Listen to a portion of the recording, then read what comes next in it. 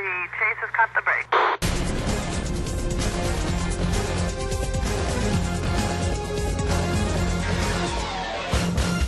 Well, Jason, as well as the whole team, was extraordinary today.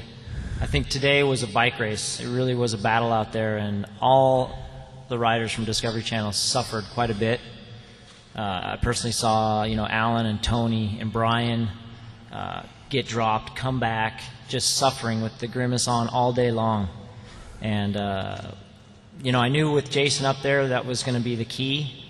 And when we went away on the climb, I didn't want to, go too hard and go right past him and the group that we were catching because I needed him. And it worked out perfect. I didn't have to let off that much. We still went up the climb pretty fast, and Jason was phenomenal in the end, really was. Were you surprised to see Rabobank helping chase down the break there on the climb? Not at all, because I think that Mauricio Ardila had a great prologue, and I think that was a sign that he's riding well. And then I've been hearing from Michael Rasmussen that is it Gaysink that was with us? I've been hearing that he's been riding well. I believe he was with us in the group, right? Or was he in the breakaway? Well, I never saw the Rabobank rider that was with us because he never took a pool, so I couldn't even tell you who he was. I know he... Was it just you and I up the climb, or did he stay with us? Yeah, he stayed with us going up the climb, but I never looked back and I never saw who he was. Frankly, I don't understand the strategy. It seemed like it would have been good to work. And then you look at the finish where he's sitting on Jason's wheel. You can't play cat and mouse with Jason McCartney after he did the work he did. And so Jason just rode him straight out of the break, which didn't seem to make a whole lot of sense, but maybe he's a young kid. Like I said, I don't know who he was. At the finish, he picked Jason's wheel, and Jason rode him straight out of the break. Yeah, I think he's very strong, but he was a little inexperienced there, and like you said, that was a mistake on his part. Levi, do you feel more confident? Do you feel one step closer to overall victory now? I know it's maybe early to talk about overall victory, but was today an important stage for overall?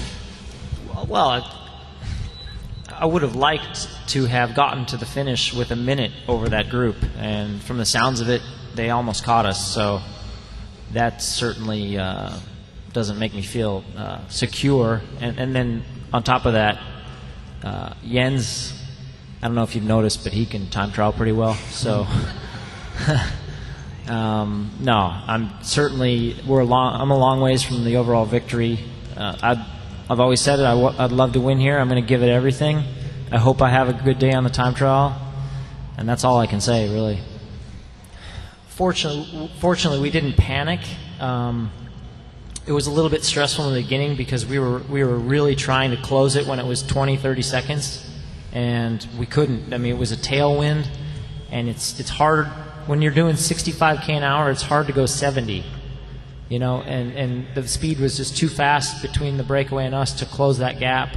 So we sort of calmed ourselves down and accepted the fact that this was going to be an all-day adventure, all-day suffer for the team. The gap went up, but we knew that we had Calveras Road, we had Sierra Road, and that breakaway was going to explode when they hit Sierra Road. So we just counted on that fact, and Yvonne was pretty damn strong at the bottom. George had to tell him to slow down a few times, and I was certainly feeling it.